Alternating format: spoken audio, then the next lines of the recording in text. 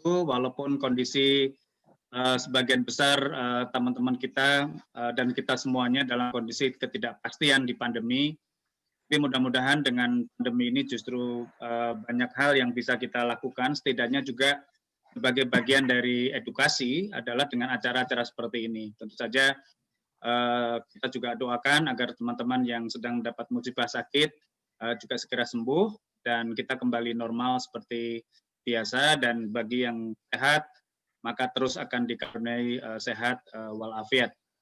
Mas Anggi, jadi saya setuju kita menggunakan kerangka pulau kecil sebagai edukasi dari Forest Watch Indonesia, dan saya kira dengan saya diundang di forum ini sebuah kehormatan Mas Anggi dan kawan-kawan bahwa dunia kampus atau universitas memang memiliki juga tanggung jawab bersama masyarakat sipil lain termasuk NGO untuk edukasi di bidang kelautan perikanan, khususnya pesisir dan pulau-pulau kecil. Dan hari ini kita bicara tentang pulau kecil.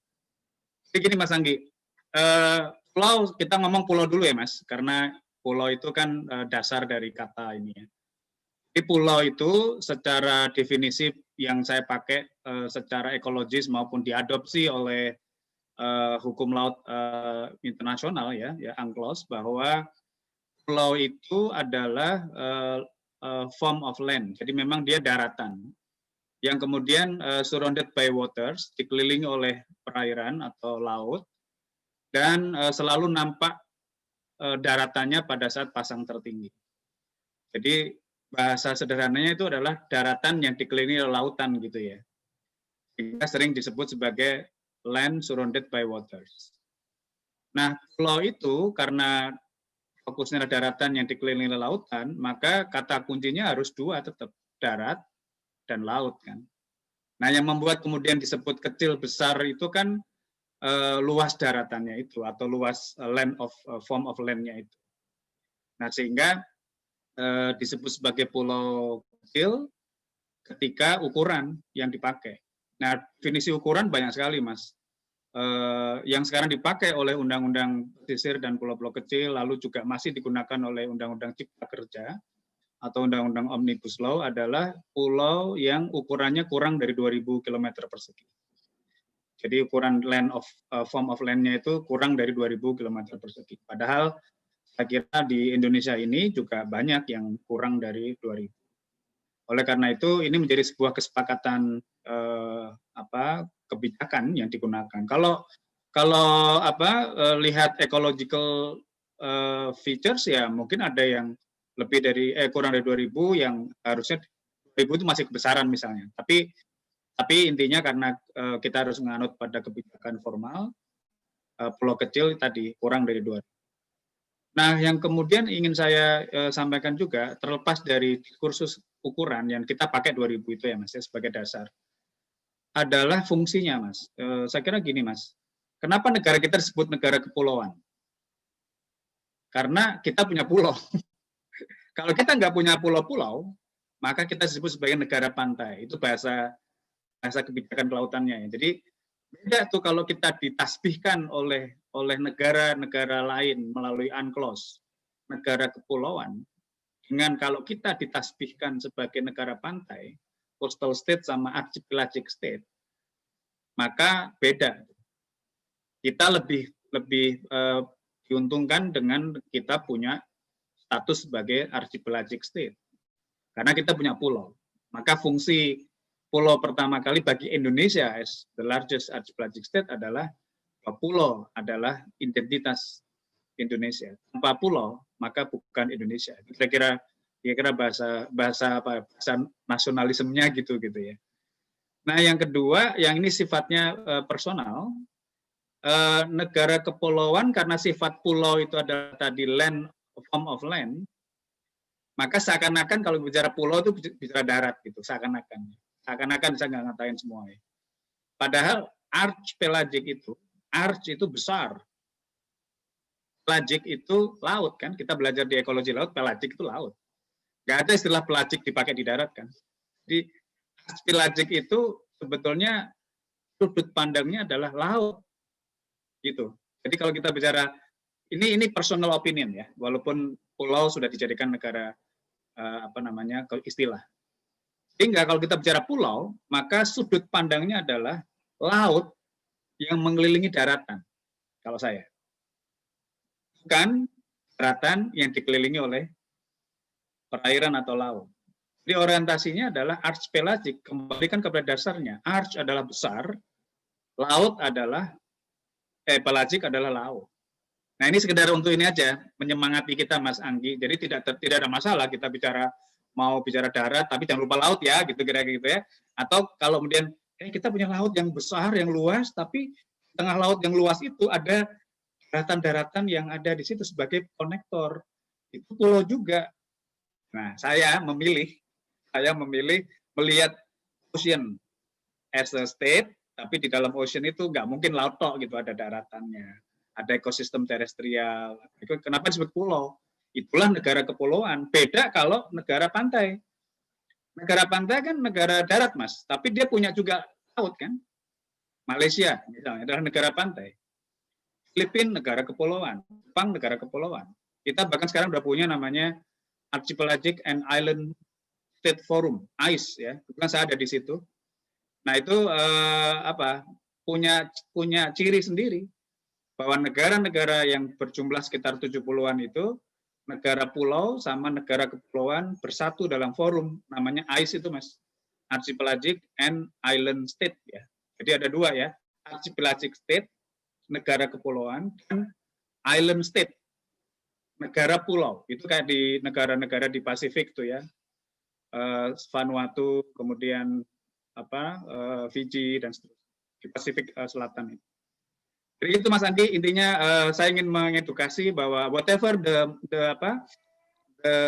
point of view, tetapi saya pribadi melihat view-nya adalah ocean, kemudian di tengah-tengah ocean itu ada darat-daratan.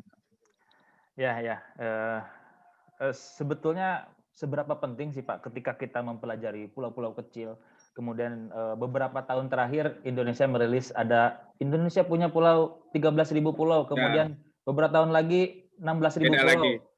Terakhir 17.400 sekian pulau dirilis oleh Kemenko Maritim. Sebetulnya seberapa penting katakanlah registrasi atau peran dan fungsi pulau-pulau kecil bagi negara Indonesia sehingga kita berlomba atau terus menambah jumlah pulau-pulau di Indonesia? Baik. Ya tadi Mas Anggi, dasarnya kalau nggak ada pulau, bukan negara kepulauan.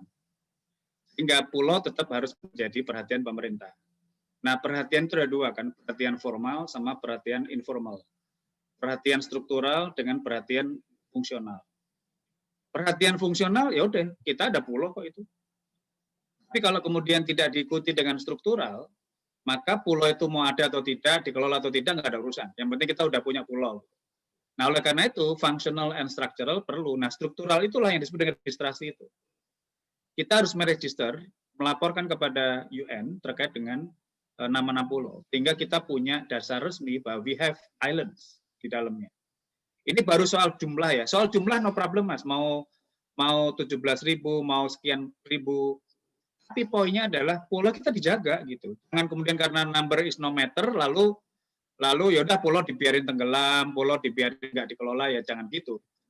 Tapi juga jangan terus kemudian ketika pulau itu ada di negara kita lalu nggak diapa-apain gitu ya, nggak diurusin, nggak didaftar, nggak dikasih nama dan seterusnya. Itu menurut saya hal yang harus menjadi satu kesatuan.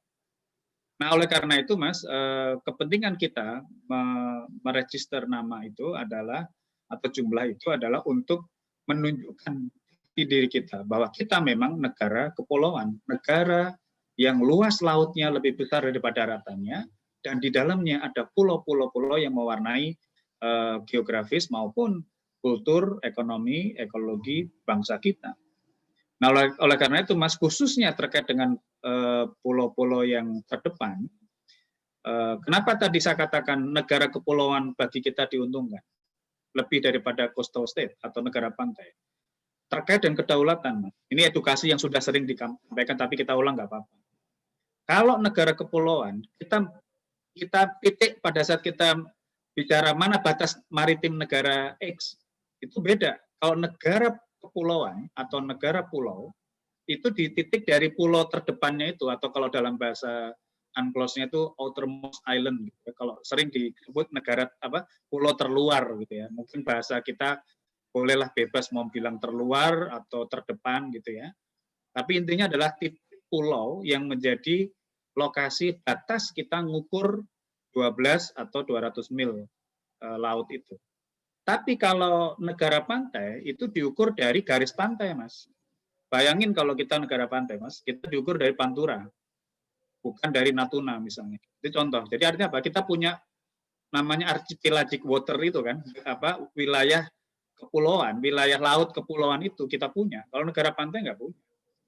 Negara pantai itu artinya udah inland, fresh water, garis pantai, lalu udah 12 mil gitu.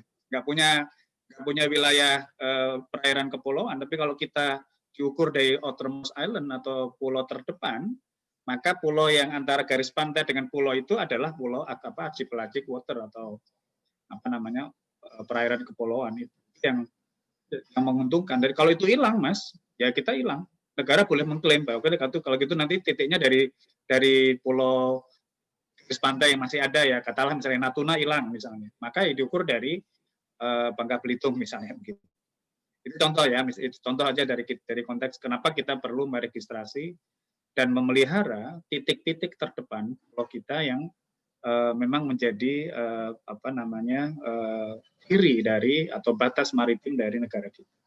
Itu baru dari satu fungsi, Mas ya, fungsi kedaulatan, yaitu fungsi batas maritim.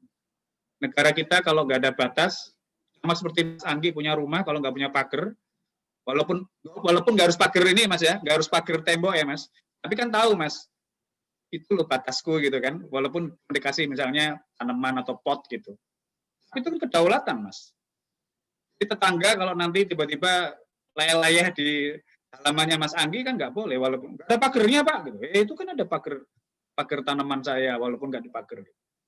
Apapun, fisik or not fisik, itu kita punya kewajiban menjaga batas maritim. Apa itu? Pulau.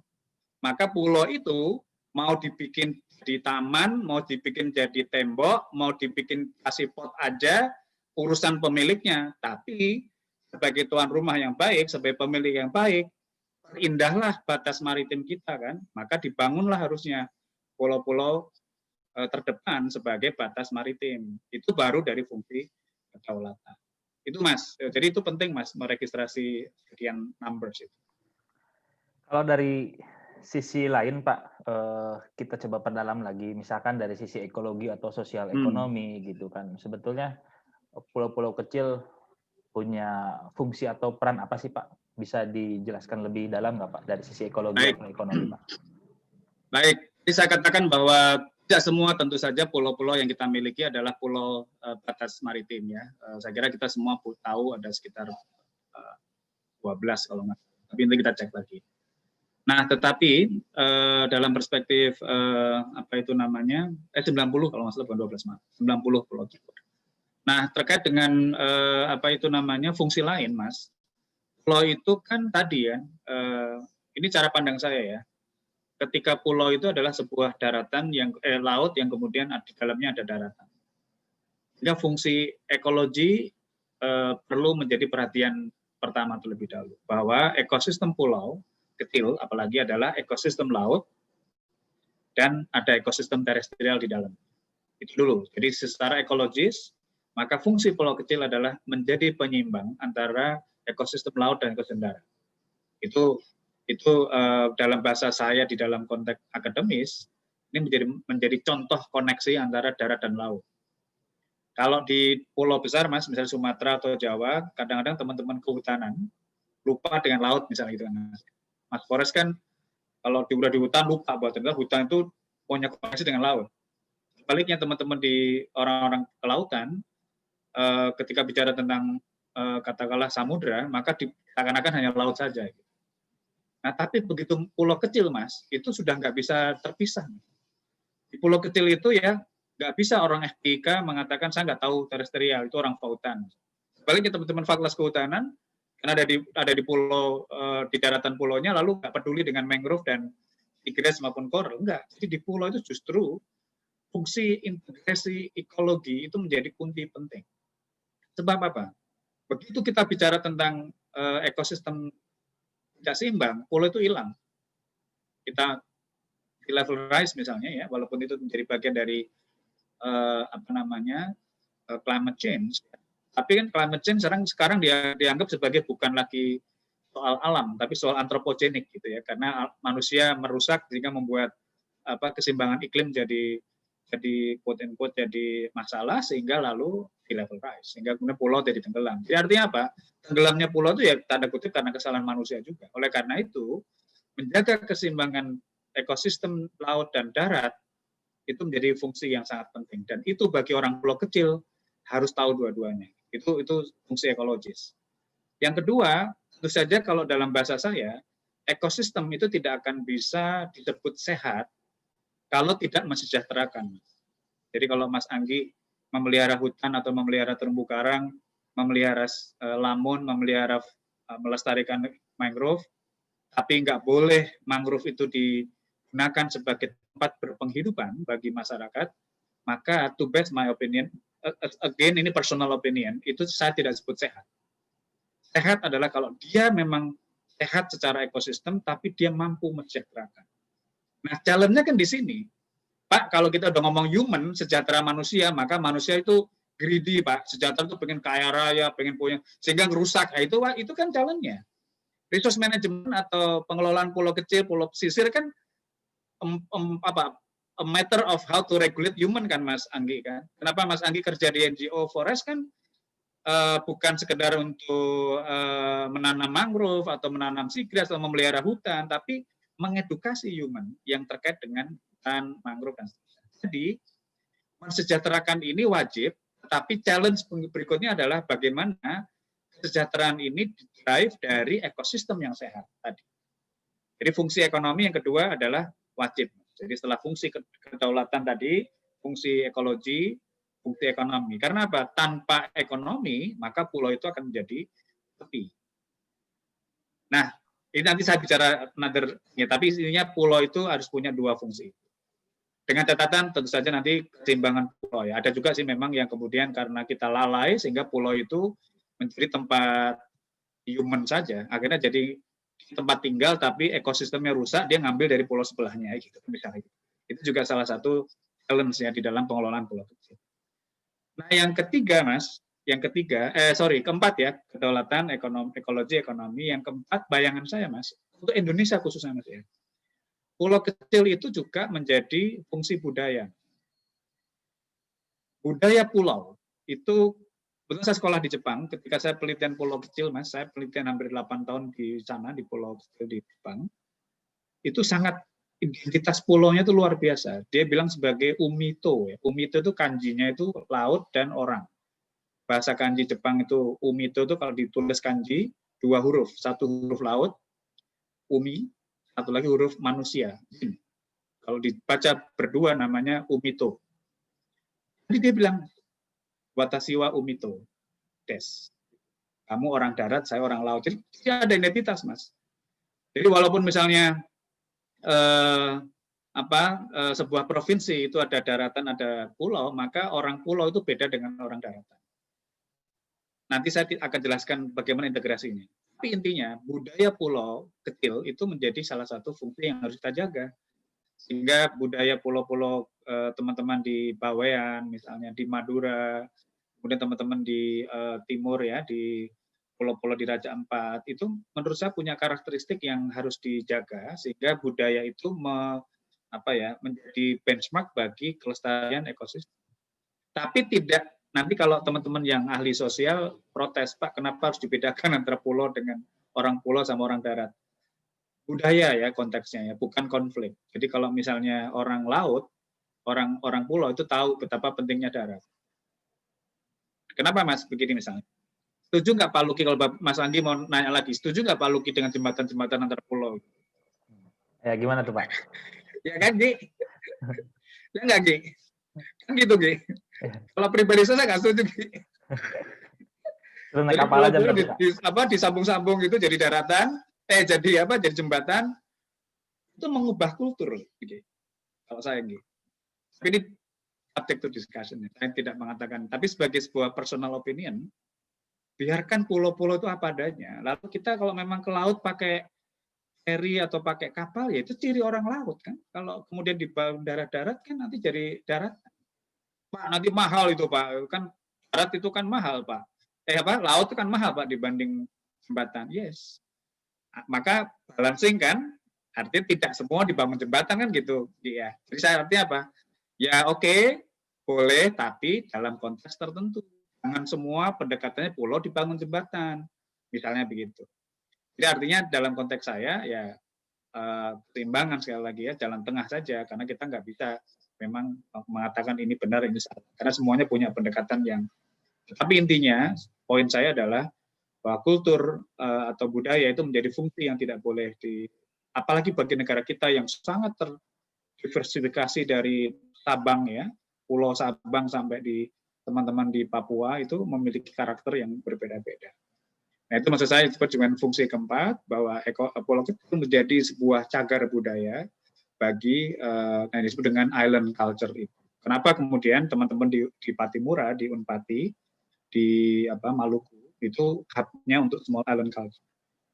Jadi semua seminar, workshop, whatever tentang small island itu sekarang di Patimura. Itu yang saya kira bagus sekali. Saya sebagai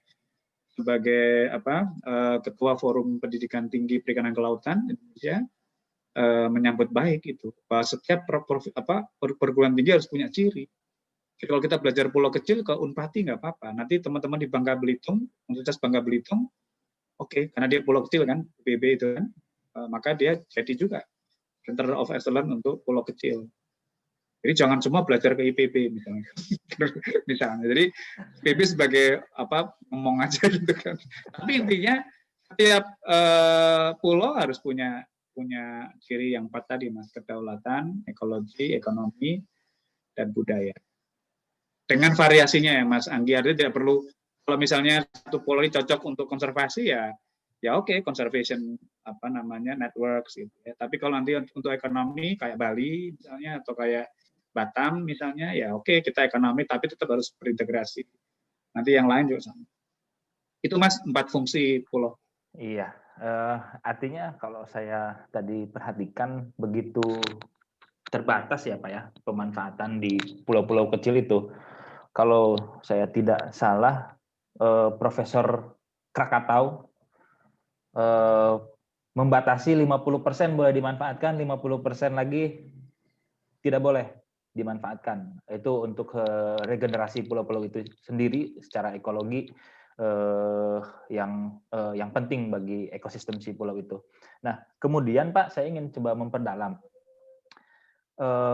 bagaimana pandangan Bapak atau Bapak bagaimana cara Bapak melihat pemanfaatan pulau-pulau kecil yang ada saat ini. Tadi disinggung soal Bangka Belitung, kita tahu di sana banyak pertambangan. Kemudian juga hasil analisis FWI di Kepulauan Aru, satu kabupaten itu merupakan dominansi pulau-pulau kecil. Kita inventaris lebih dari 800 pulau-pulau yang ada di satu kabupaten Kepulauan Aru. Kemudian di Sulawesi Tenggara juga itu masif masuk perusahaan pertambangan. Di Provinsi Riau identik dengan usaha kehutanan seperti hutan tanaman industri. Bagaimana kita melihat jenis pemanfaatan yang ada saat ini? Baik, satu backbone Mas, backbone apa ya? Ini kan kalau ditanya saya ya Mas ya, kalau ditanya orang lain mungkin beda ya. Salah satu backbone yang tadi saya katakan di awal Mas, pulau harus dipelihara sebagai ciri negara kepulauan. Itu backbone-nya saya. Jadi kalau kita punya misalnya 17.000 sekian pulau dengan karakter masing-masing, kita harus tahu persis Mas, karakter pulau-pulau itu. Karena pulau 17.000 sekian, berarti kita harus punya 17.000 sekian karakter pulau itu. Juga siapa Mas? Mas Andi? Kita semua Mas. Nah sekarang apakah saya sudah mengunjungi semua pulau? Ya jelas belum. Ya mungkin saya baru sekitar 100-an dari sekitar 17.000 itu. Tapi ya tugas siapa? Ya kita bagi-bagi tugas. Maka kawan-kawan kampus ini, kalau kita bicarakan seorang kampus ya, teman-teman kampus yang distribusi dari Sabang sampai Merauke, dari Siak Kuala sampai Universitas Musa Mus Merauke, maka saya minta teman-teman kita rawat tuh pulau, karakternya kita lihat semua tuh. Nah, dengan backbone bahwa setiap pulau punya karakter, setiap pulau harus kita pertahankan sebagai ciri pulau. Ini backbone-nya ya. Maka pemanfaatan harus menjamin pulau itu tetap ada, tetap sehat dan mensejahterakan tadi.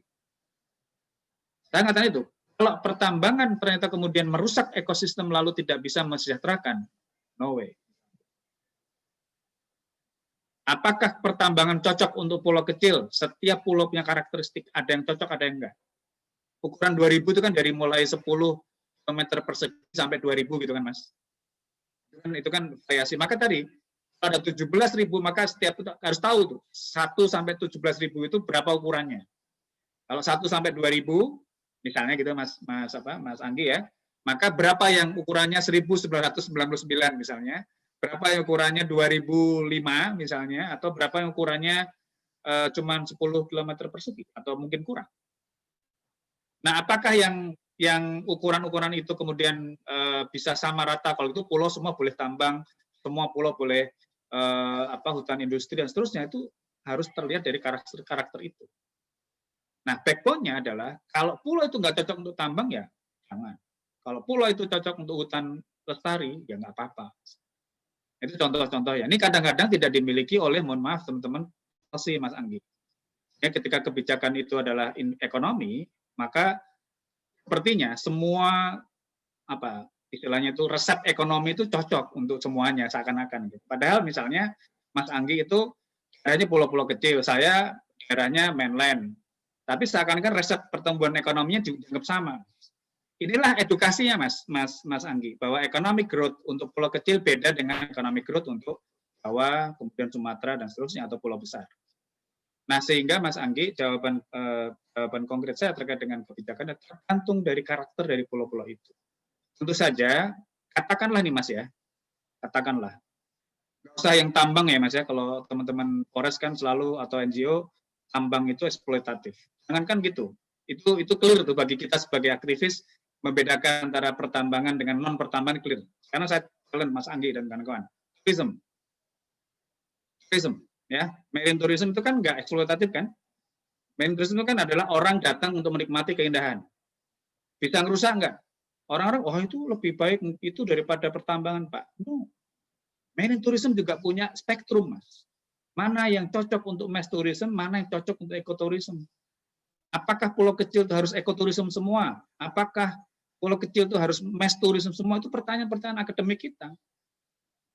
Apakah kita cocok semua menurut Bali gitu kan, benchmarknya misalnya, atau menurut Batam misalnya, atau menurut Belitung, atau menurut Bangka? Menurut saya enggak. Menurut saya enggak. Jadi 17.000 itu harus punya karakter masing-masing kalau saya. Tanya Pak, kok nggak ada yang ngurusin ya Pak? Ya justru challenge itu Mas Anggi.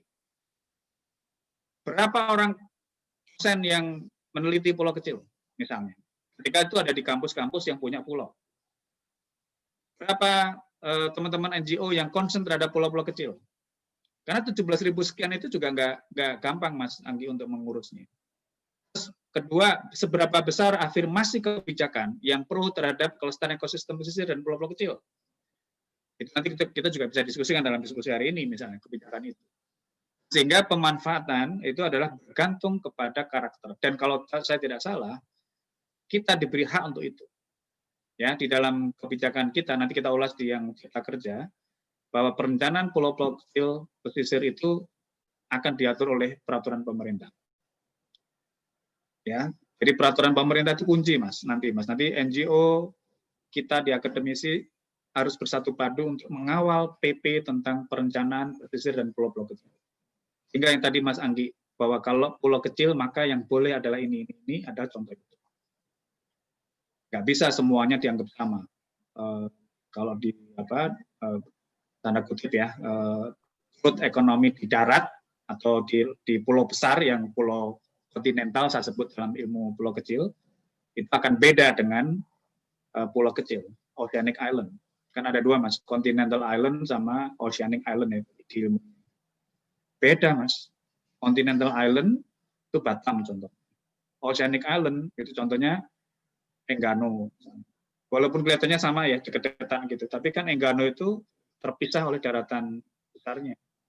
Batam itu terkait dengan daratan besar. Itu harus beda. Jangan sampai nanti misalnya apa yang ada di Batam di copy paste di Enggano misalnya. Apa yang di Singapura di copy paste ke Morotai misalnya. Menurut saya nggak bisa begitu. Indonesia harus punya ciri masing-masing terkait dengan hal itu. Maka teman-teman NGO, akademisi, termasuk ekonomis ya, atau teman-teman yang punya ilmu ekonomi itu juga harus tahu tentang bagaimana ekonomi pulau kecil. Nggak bisa disamain. Tambang, marine tourism, perikanan, semua punya ciri khas, beda-beda. Nah, nggak bisa sama gitu. Itu Mas, kalau saya sih Mas, Nah, PP nanti jawab. Coba dikawal. Saya coba perdalam lagi Pak, karena tadi menyinggung soal kebijakan. Kita tahu Undang-Undang 4199 tentang kehutanan itu menjadi landasan. Sebelumnya juga ada TGHK sekitar tahun 1982 itu yang kemudian menunjuk memetakan fungsi dari pulau-pulau, tidak hanya pulau-pulau kecil, juga pulau-pulau di Indonesia termasuk Jawa, Kalimantan, Sumatera. Nah, ada membagi berdasarkan fungsi, ada konservasi, lindung, dan produksi. Kita coba sorot yang fungsi produksi karena tadi di awal di bridging soal pembatasan pemanfaatan, kemudian karakteristik pengelolaan yang identik bisa jadi pulau satu dengan pulau lain yang berbeda. Nah, kita punya datanya, ada sekitar 43% pulau-pulau kecil di Indonesia itu dipetakan atau ditunjuk oleh kementerian sebagai kawasan hutan dengan fungsi produksi. Nah, biasanya kalau sudah masuk terpetakan ke dalam fungsi produksi, izin-izin akan masuk tuh. Dia tidak melihat itu pulau kecil, itu pulau besar, kontinental atau coastal.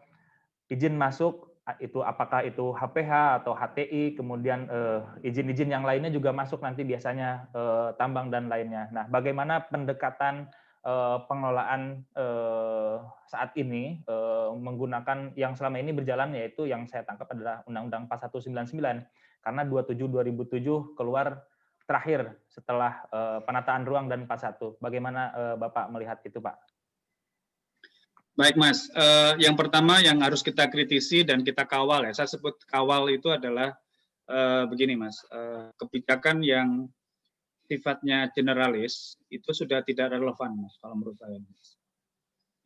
Jadi kalau misalnya oke, fungsi produksi, maka kelihatannya semua produksi dengan segala turunannya maka akan sama antara pulau besar, pulau kecil, kontinental, coastal, dan enggak. Kalau saya pribadi menjawab harus diturunkan lagi. Kalau oke, fungsi produksi, maka fungsi produksi untuk kontinental seperti apa, big island seperti apa, small island seperti apa, continental, oceanic island seperti apa, dan seterusnya. Sama-sama production. Maka itu ada karakter yang berbeda antara satu dan lain hal. Jadi jangan sampai kemudian generalisir. Ketika fungsi produksi itu equal dengan izin tambah sekian segala macam sampai ke tambang, lalu dianggap sama semua, maka itu menjadi hal yang menurut saya tidak tepat. Kita harus mengadvokasi itu. Sehingga fungsi produksi mana yang boleh untuk pulau kecil. Yang misalnya ya, kalau kita pakai general tadi Mas, yang Undang-Undang 41 itu misalnya ada 10 turunannya misalnya. Maka untuk pulau kecil jangan-jangan cuma sampai 2 gitu. Nggak sampai 10 misalnya gitu. Tapi kalau memang memenuhi syarat dalam perspektif pulau besar dan itu bisa dimitigasi dampaknya, maka 10 boleh misalnya gitu. Jangan kemudian yang penting 10, maka di pulau kecil juga bisa 10, itu nggak bisa kalau menurut saya. Itulah nanti harus dikawal Mas di dalam aturan lanjutannya, karena memang semangat dari kebijakan itu kan sebenarnya menyederhanakan, membuat lebih integratif, sinergis dan sebagainya. Dalam titik itu saya sepakat. Kebijakan yang integratif, solutif, kemudian efisien. Sepakat. Tapi ya ini katanya koma itu bukan titik ya, koma. Katanya adalah kebijakan itu tetap juga afirmatif terhadap kondisi karakteristik objek dari kebijakan itu. Maka nanti ketika bicara tentang undang-undang atau kebijakan yang tadi ya, kalau kita sudah bicara tentang kebijakan itu kan sekarang kita lagi rame bagaimana undang-undang itu disinergikan, diintegrasikan, whatever namanya, untuk alasan apapun, namanya Omnibus Law itu kan, atau Cipta Kerja itu. Maka itu harus kita kawal. Ketika nanti misalnya itu, contoh lah yang saya tahu persis di pasal 7 itu bahwa perencanaan pesisir dan pulau-pulau kecil itu akan diatur oleh PP, peraturan pemerintah. Artinya, Mas, ketika Undang-Undang 41 tentang kehutanan yang tentang produksi segala macam itu di pulau kecil, ya. Tadi kan Mas Anggi bilang itu mau di pulau apapun, pokoknya undang-undang itu mengatakan fungsi produksi. Maka ketika itu pulau kecil, harusnya kalau semangatnya Omnibus Law adalah mengintegrasikan kebijakan untuk pulau kecil. Itu harus kita kawal, PP-nya. Nah, kalau dari sisi itu, maka pengawalan kita tidak hanya berhenti pada soal konteks kita quote-unquote mengkritisi proses pembentukan atau pembuatan cipta kerja, itu satu sisi, tetapi satu sisi lain, masyarakat sipil harus siap dengan mitigasi kebijakan. Ini yang saya dorong Mas Anggi dan kawan-kawan, masyarakat sipil dengan kita semua nanti, misalnya, bagaimana ngawal PP perencanaan pesisir dan pulau kecil itu, Mas, agar yang tadi itu ya, sehat dan sejahtera itu dalam ukuran tertentu ya, Mas ya. Kita nggak bisa ngomong bahwa sehat dan sejahtera itu sama untuk semua pulau, enggak loh ya, Mas. Sehat dan sejahtera ala teman-teman di Beringharjo, Jogja, dengan kelenengan, makan pecel, sejahtera, Mas. Beda dengan teman-teman yang ada di Pantai Indah Kapuk. Yang dia sejahtera, indahnya itu kalau dia ngopi di Starbucks atau jangan disamain gitu. Disamain gitu. Jadi artinya apa? Pulau-pulau kecil, pulau-pulau kontinental, pulau-pulau oseanik itu memiliki karakteristik yang harus kita kaitkan dengan sehat dan sejahtera dalam konteks kebijakan yang in situ kalau saya sebut sebagai kebijakan itu kebijakan yang cocok dan karakteristiknya, maka PP-nya itu dikawal. Kalau kita semangat, oke, kita integrasi ya, jangan sampai terlalu banyak dokumen, terlalu banyak izin, terlalu banyak, tapi fungsinya adalah untuk menjaga pulau itu, bukan untuk kepentingan satu dua belah pihak, bukan untuk kepentingan ekonomi saja.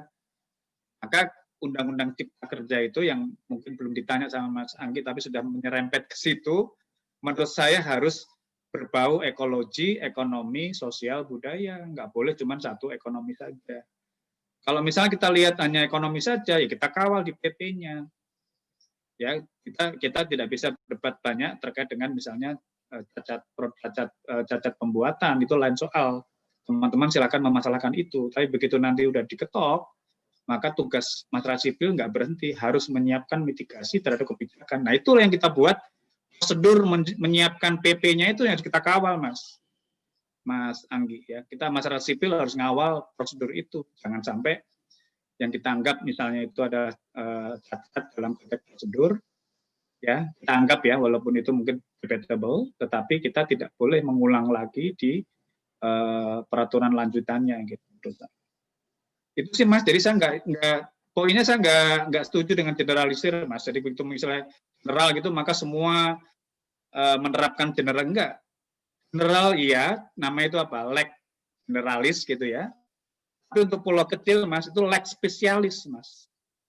Leg spesialis itu adalah ngikutin generalnya tapi kemudian diikuti dengan yang cocok untuk yang spesialisnya. Nggak bisa yang generalis dipaksakan untuk yang spesialis.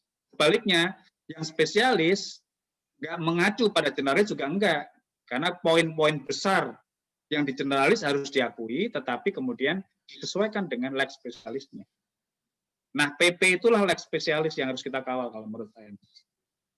Sampai ke situ kita larinya, Mas ya. Sorry, Mas. Itu Mas Anggi. Ya, artinya memang tadi ya pengolahannya spesialis, kemudian tapi gini Pak, ketika misalkan ya kita main di pemerintahan daerah ya Pak ya di provinsi, Undang-Undang CK menarik kewenangan untuk melakukan perencanaan ya. Dulu RZWP 3K banyak dilakukan provinsi mungkin karena mandek, kemudian udah biar cepat, biar pusat aja yang ngerjain. Nah sebetulnya kalau Pak Luki melihat lebih dalam lagi, bagaimana ketika perencanaan itu dilakukan di pusat, ini kan mirip-mirip kayak semacam gini Pak, ketika suatu pulau atau suatu daratan itu ditunjuk sebagai fungsi produksi, lindung, dan konservasi, itu juga sama, di atas meja dan di Jakarta dilakukannya. Nah, sekarang ada undang-undang CK juga menarik kewenangan untuk perencanaan di pusat. Nah, apakah ini juga akan sama saja, Pak? Artinya kan tadi jika mengawal PP kita mengeluarkan energi yang dalam, tetapi ternyata pola pendekatannya sama dengan pola pendekatannya bagaimana menunjuk suatu daratan itu berdasarkan fungsi. Nah, ini bagaimana, Pak? Ya, jadi kita pakai jalan tengah ya, Mas. Kalau pakai sudut kanan, sudut kiri nggak akan jalan. Betul, Mas. Ada upaya penghapusan wewenang Pemda ke dalam konteks perizinan, yaitu di dalam Undang-Undang Cipta Kerja pasal 1 angka 17 itu dihapus, kemudian menjadi maksud saya pasal 1 angka 17 pada Undang-Undang dan Pulau Kecil ya 2007 Jungto 1 2014. Nah, tetapi yang saya tadi bilang dikawal begini. Oke, ini bahasa okemnya ya, bahasa milenialnya ya, bukan bahasa kebijakan lagi. Oke, lo yang ngeluarin izin, tapi pada saat lo ngeluarin izin, maka lo harus ngajak gue ngomong. Memang gue nggak ngeluarin, yang ngeluarin Anggi. Kalau kemarin kan lo ngeluarin, gue ngeluarin gitu ya, kira-kira gitu ya. Lo pemerintah pusat, gue pemerintah daerah. Oke, saya sadar aku di bawah kamu kok kan, Pemda kan di bawah pemerintah pusat. Tapi lo kan gue kan anak lo kan, Gi. Lo jangan membuat gue mati kan, Gi. Lo gue pengennya misalnya kapal, seorang kelautan, kamu kasih mobil, ya nggak kepake mobilnya. Kan? Sementara Anggi suka mobil misalnya gitu kan, misalnya. Nggak bisa. Boleh izin kapal itu atau izin tadi beliin kapal saya itu yang ngeluarin adalah Anggi, nggak harus saya. Tapi yang penting cocok bahwa saya memang perlu kapal, bukan mobil. Sementara Anggi pengennya mobil. Kan kalau sentralis itu kan gitu, mobil semua. Bahwa saya sukanya kapal nggak dibayar, nggak dikubris. Gitu. Tapi kalau sesuatu yang sentralistik yang harus kita kawal ya, kalau kita bicara sentralistik karena kemudian penghapusan wewenang Pemda ke pusat, adalah namanya participatory level dari Pemda terkait dengan pengambilan keputusan pusat, itu harus dihargai. Sehingga faktor nanti musrenbang, ya, mekanisme terkait dengan perencanaan pembangunan yang dikoordinasikan oleh pusat. Dikoordinasikan. Jadi istilah gini, planningnya itu participatory. Ya, tapi ketok palunya pusat. Itu harusnya begitu. Yang nggak boleh adalah semua ditentukan pusat. Jadi semua dimasak oleh pusat, daerah tinggal melaksanakan. Itu nggak boleh. Tapi ketika kita mau masak sama-sama, prosesnya diatur. Itu adalah tantangan pemerintah pusat. Kalau lo memang mau narik kewenangan ke pusat, lo harus tanggung jawab terkait dengan mekanisme yang partisipatori sehingga Pemda cocok atau daerah memang sesuai dengan keinginannya, tanda kutip sesuai dengan tadi, pulau kecil, afirmasi terhadap ekosistem di daerah dan seterusnya. Nggak bisa semua kemudian one fit for all bahasa saya itu. Nggak bisa kan one fit for all, mobil semua, kapal semua, enggak gitu. Nah sehingga ini jalan tengah yang saya mau tawarkan di PP adalah bahwa planning prosesnya dikawal. Nggak bisa kemudian ini khawatir civil society dengan pusat kan gitu, Nggi. Jadi misalnya kalau saya pengen A, maka ya A semua gitu. Kalau saya pengen, misalnya Anggi pengen saya itu Pak Luki saya kasih mobil, mau nggak mau pokoknya lu gua kasih, saya pengen kamu punya mobil. Padahal saya pengen kapal. Karena apa? Dengan kapal cocok dengan daerah saya yang pulau kecil. Mobil mungkin cocok bagi Mas Pardi yang kebetulan ditinggal di darat gitu misalnya. Tapi tetap nggak apa-apa. Saya yang ngeluarin izin mobil, kamu ngeluarin kapal. Itu yang penting. Jangan sampai nanti mobil semua gitu. Karena saya pengen mobil kok, saya pengen mobil, kapal itu kan kuno misalnya atau dan seterusnya. Itu kan nggak boleh terjadi dalam rezim yang sekarang ini yang mau ditarik ke pusat. Jadi artinya walaupun di dalam Undang-Undang Cipta Kerja saya baca salah satu yang kita nanti kawal harus itu ya, tapi secara prinsip beberapa hal yang terkait dengan pemerintah daerah itu sudah mau diakomodasi. Nggak seperti rencana undang-undangnya, saya baca udah 12 halaman itu, dulu kita khawatir, kan semua desentralistik semua tuh, semua ditarik itu. Tapi ini sekarang ada yang ditarik, memang ada yang bisa tetap Pemda. Nah yang kita kritisi kalau yang betul-betul ditarik, PP-nya harus membuat partisipatory Pemda menjadi penting, sehingga musrenbang itu betul-betul perbaiki, nggak bisa lagi model musrenbang yang desentralistik. Ini yang kita khawatirkan kan itu, sehingga membuat teman-teman civil society merasa gerah dengan cabutnya kewenangan Pemda. Sebaliknya, ini tadi pusat ya, sebaliknya saya pun sebagai orang Pemda misalnya juga harus afirmatif terhadap policy pusat. Sehingga istilahnya partiturnya itu, kalau kita ini ya apa, bahasa saya sederhana itu, walaupun enggak sesederhana yang kita omongkan, kamu tahu partitur ya? Apa tuh? Kalau kita orkestra ada not balok, itu namanya partitur kan, lagu. Kan di situ ada dirijennya, lalu dia di situ tahu kapan gitar masuk, kapan piano masuk, kapan drum masuk kan di dalam partitur itu. Nah, itu analogi yang sering saya pakai kalau saya ngajar pengelolaan pesisir pulau-pulau kecil itu. Sentralistik dan desentralistik. Partiturnya partisipatori. Kapan ya gitar masuk, kapan ya ini masuk. Dirijen juga menguasai partitur itu kan, dirijen yang cuma gini-gini aja itu kan ngerti musik, nggak boleh dirijen nggak ngerti musik. Oleh karena itu partitur dibuat sama-sama, tapi begitu udah dibuat ya tahu kan, oh berarti saya pas masuknya kapan gitu. Tapi dibuat oleh semua. Partitur itu bukan dibuat oleh dirijen loh Mas, konsepnya oleh dirijen iya, konsepnya, tapi kemudian detailnya itu digarap sama pemain musik semuanya. Itulah yang saya inginkan dalam undang-undang ini, sehingga walaupun misalnya dirijennya itu tetap dia yang mimpin, tetapi partiturnya dibuat sama-sama sehingga orkestra berjalan. Sehingga si dirijen juga harus ngikutin partitur, si pemain musik juga ngikutin partitur. Jangan sampai nanti setelah partitur dibuat, dirijennya kemana, pemain bassnya kemana, pemain biolanya kemana. Memang nggak gampang, Ki. Ngomong orkestra mudah. Mungkin lebih mudah membuat orkestra daripada memimpin negeri ini gitu ya. Tetapi paling tidak filosofinya adalah itu. Ini harus kita kawal, Gi. Saya mungkin perlu nanti dengan teman-teman masyarakat sipil harus banyak berkomunikasi untuk ngawal PP terkait dengan hal-hal yang kita tadi diskusikan. Tapi dari hasil pengamatan saya, Gi, yang kemarin sempat banyak sekali yang diambil alih oleh pusat, beberapa sekarang sudah dikembalikan ke daerah. Memang ada yang masih di pusat. Jadi tidak misal dulu ada 100 gitu ya, diambil semua pusat, ya. Sekarang mungkin tinggal 10%. Gitu. Jadi tidak terlalu yang baru ya, saya nggak tahu kalau ada perubahan lagi, tapi yang terakhir yang saya dan teman-teman di fakultas analisis itu sudah banyak juga yang dikembalikan ya kepada wewenang Pemda. Tetapi memang ada 1-2 yang memang masih diambil. Nah, apapun itu, yang pusat pun, yang Pemda pun, kita kawal, sehingga orkestra itu berjalan dengan baik. Maka tadi kata kuncinya tadi bahwa perencanaan pengelolaan pesisir dan pulau-pulau kecil akan diatur kemudian oleh PP, itu kita kawal menurut saya, termasuk bagaimana pulau kecil. Kan itu kan clear, pulau-pulau kecil. Pasalnya bahwa perencanaan pesisir dan pulau-pulau kecil gitu istilahnya, maka ada pulau-pulau kecilnya. Nah, itulah integrasi kita, Mas.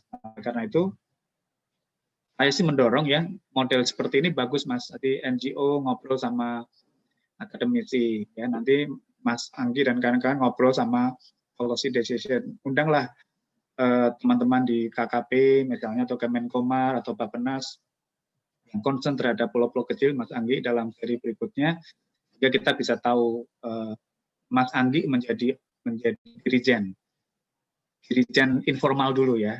Gitu kan, membuat partiturnya itu sama-sama. Nanti kalau udah partiturnya dikasih ke dirijen benernya. Nanti dirijen akan, oh ya bener juga ya, bagus nih lagunya nih. Baru kita kawal kan. Penonton kan kita ngawal. Loh kok partiturnya udah bener ya, bagus Pak. Jadi istilahnya gini, penonton itu nanti akan gini, Pak saya akan nonton tapi nggak pas mainnya. Saya juga pengen nonton pas latihannya. Pas apa itu rehearsal, apa? Gladi resik. Persiapan. Kawal itu, maka penonton ikut ngawal gladi resik. Bukan pas ngawal atau bukan pas nonton pada saat exhibition, bukan. Jadi pada saat mau disahkan PP-nya, proses gladi resiknya itu ditonton juga, apa maksudnya? Dikawal juga. Jadi sama dengan tadi orkestra, penonton tidak boleh atau tidak mau kalau hanya nonton pada saat hari H. Nggak cuma penonton tentu saja ya, tapi maksudnya penonton yang aktif membantu mutik ini misalnya ya ikut nonton pada saat rehearsal atau gladi resik atau latihannya lah paling nggak semua pas latihannya lah, pas latihan mau mendekati gladi resik gitu kita nonton. Itu namanya pengawalan. Mungkin itu yang kita harus lakukan, Gi, menurut saya, Gi, kalau dari sisi Undang-Undang Cipta Kerja, Gi, ya. Jadi pusat kelihatannya memang itu rohnya, beberapa pasal memang dekat ke pusat, tapi pengawalan PP-nya itu harus kita kawal. Jadi proses perencanaannya kita kawal. Menurut ya, kita punya MOU sebetulnya Pak, FWI dengan Unpati Pak. Bagaimana FWI sebetulnya banyak belajar dengan mana Mas Anggi? Unpati Pak. Oke, good.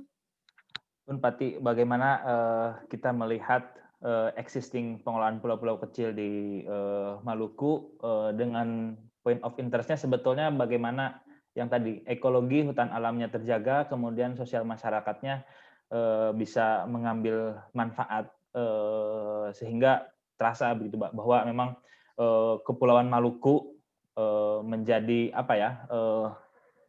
bukan menjadi provinsi yang dipandang sebelah mata, begitu Pak.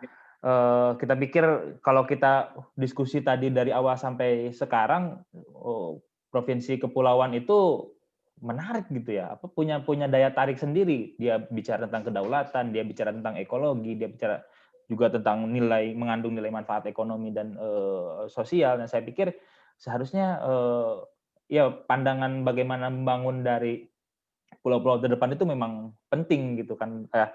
Kita sebagai CSO sebetulnya ingin coba mengurai sedikit demi sedikit sebetulnya Pak, apa sih sebetulnya permasalahan dari provinsi kepulauan misalkan, atau bagaimana pulau-pulau kecil itu harus dikelola. Nah, pada kesempatan kali ini kita banyak belajar dari Pak Luki. Mudah-mudahan sih Pak kedepannya kita bisa membuka lagi obrolan misalkan antara FWI, IPB, Unpati, kemudian dengan KKP, kita kayak round table discussion gitu Pak, yang tadi bagaimana mengawal peraturan pemerintah agar tadi pertama partisipatori dan lain-lainnya sehingga tujuan secara ekologi dan ekonomi bisa. Kalau boleh saran, Gi. Ya Pak, gimana Pak? Ini kan kita bekerja dengan kalau kita mau ngawal yang tadi Gi, ya terkait dengan bagaimana pulau kecil tetap menjadi platform negara sebagai bagian dari negara kepulauan. Kebetulan juga kita juga tahu kursus publik saat ini adalah pasca Undang-Undang Cipta Kerja. Dan juga pada saat yang sama kita juga dikejar waktu tanda kutip bagaimana kita mengawal kebijakan turunan dari Undang-Undang Kerja. Kongres saya gini, Gi. Ini kan model gini 1,5 jam maksimum gitu kan nggak apa-apa, Gi, ya. Artinya kalau kita buat 2 mingguan lah, kalau nggak saya sebut mingguan gitu, Gi. Nggak apa-apa, Gi. Misalnya hari ini kita bicara makro konseptual framework dengan saya. Makro artinya prinsip-prinsip lah gitu ya, norma-norma sustainability lalu apa. Lalu diturunkan Gi, ke dalam konteks regional. Implementasi wilayah kepulauan, provinsi kepulauan seperti apa. Maka nanti ngobrol minggu depan dengan Unpati. Apa-apa, 1 jam. Lalu minggu depan ngobrol lagi dengan KKP dan seterusnya. Anggap aja ada 5 atau 4 series ngobrol 1 jaman ini. Lalu FRI mensintesis nih. Kemudian nanti berikutnya di final ngobrol, ngasuh periode finalnya adalah yang ngomong FRI ini. Di FRI yang ngomong, Anggi yang ngomong, kita yang mengomentari.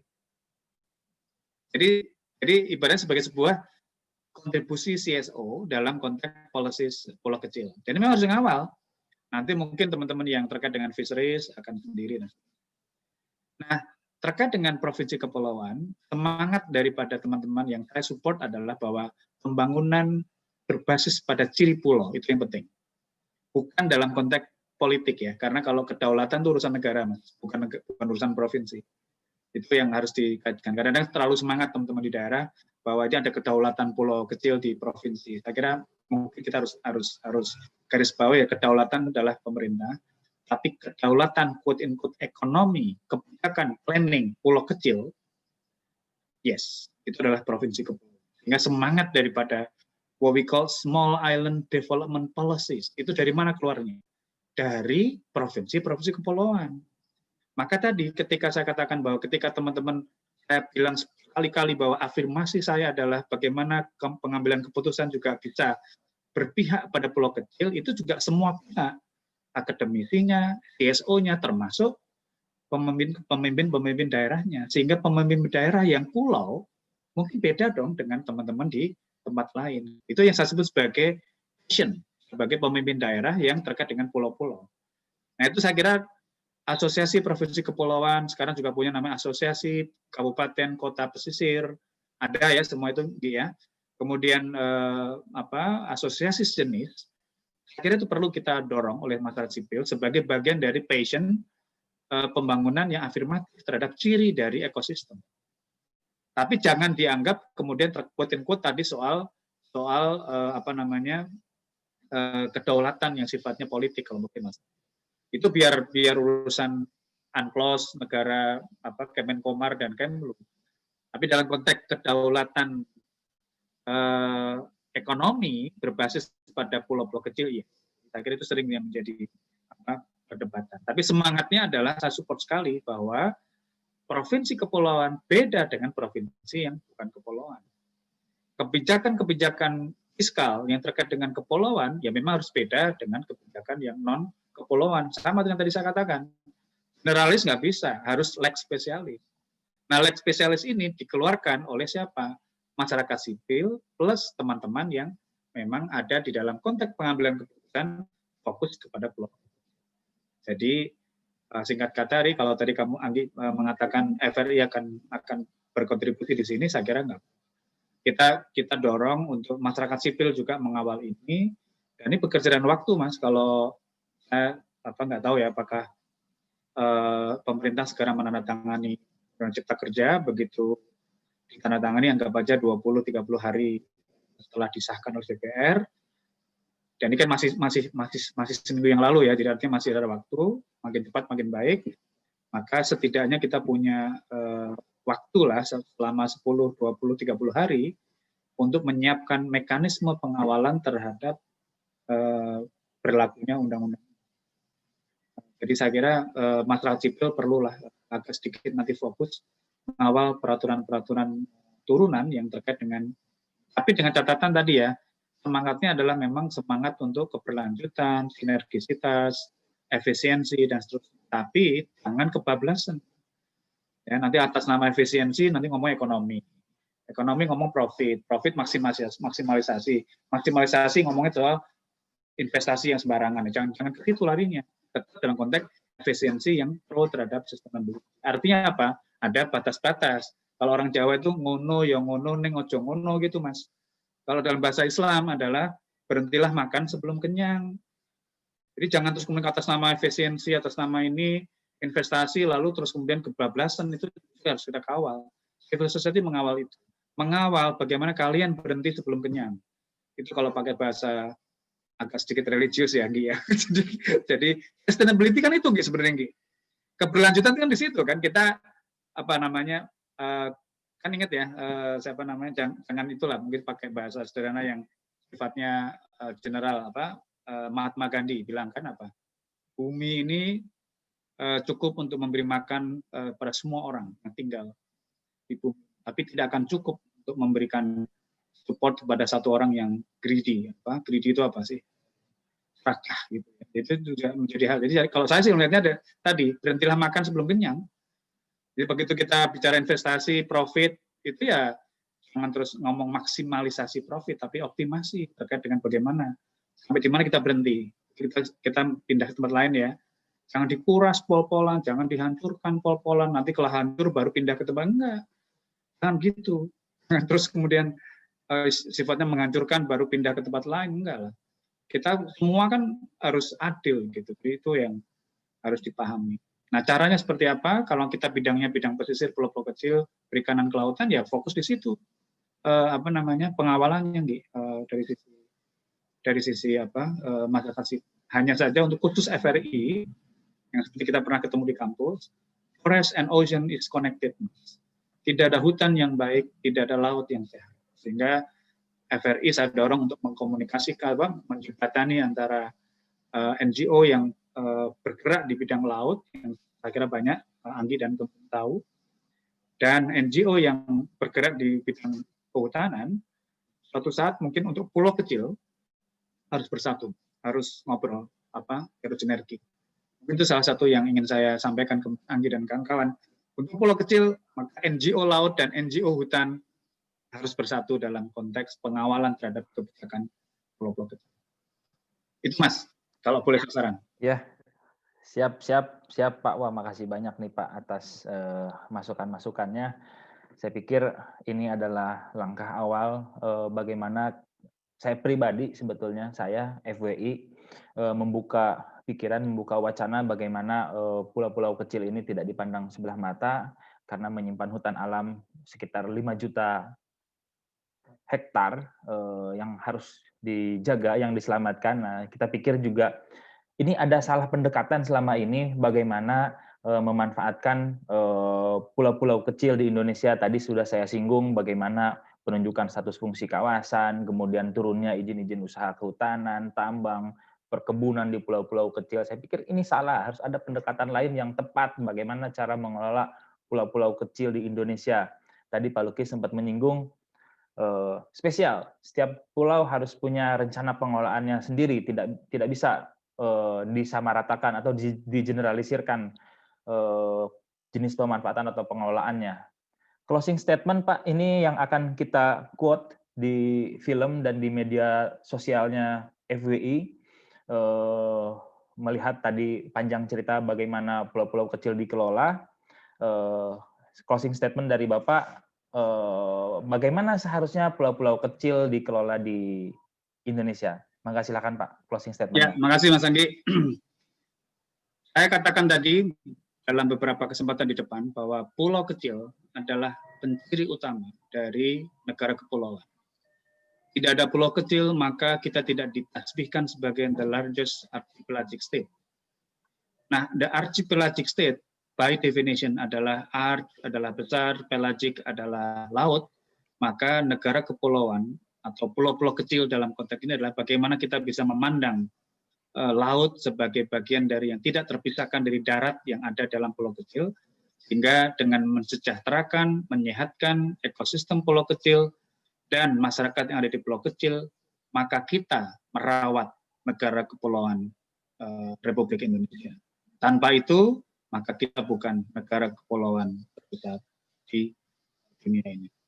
Demikian Mas closing saya, semoga bermanfaat. Terima kasih atas waktu yang telah dipercayakan kepada saya untuk share, dan mudah-mudahan podcasting atau apapun namanya ini di program FWI, saya selalu nyebut FRI ya, FWI, menjadi semangat untuk terus kita mengawal kebijakan pulau kecil, dan saran tadi untuk meneruskan dengan teman-teman di Unpati, teman-teman di Bangka Belitung, teman-teman di daerah-daerah yang memang memiliki concern langsung kepada konteks pulau-pulau kecil, dan nanti diikuti dengan juga beberapa diskusi lanjutan dengan mengambil keputusan, dan juga mungkin termasuk teman-teman pelaku bisnis ya yang terkait dengan pulau kecil, saya kira juga perlu kita ajak diskusi.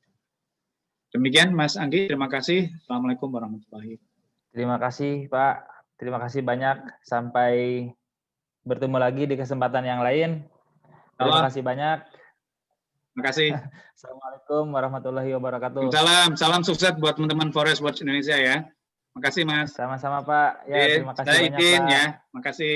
Ya Pak.